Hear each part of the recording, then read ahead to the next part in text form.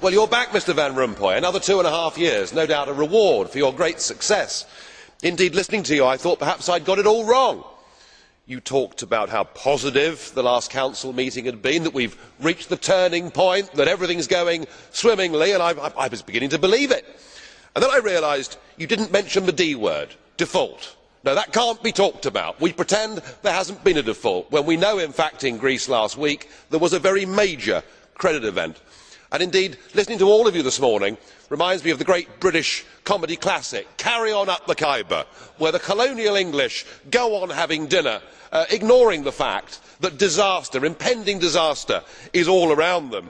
You are determined but delusional in this attempt to keep the euro propped up. And whilst you are enjoying your dinner, incoming shells are landing all around you. Youth unemployment in Greece went through 50% last week. That's fine, carry on, serve the main course.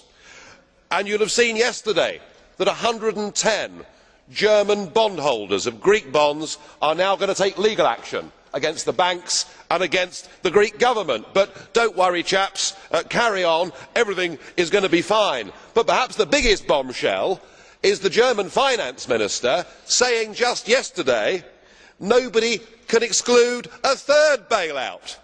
Pass the port, do enjoy the party. I mean, it's a farcical situation, and why is it happening? That's what people in Europe want to know. Why is this happening? Is this being done to help Greece? No, it is going to crucify Greece. It is being done to prop up a failing project, because you know that once Greece goes, others will go as well.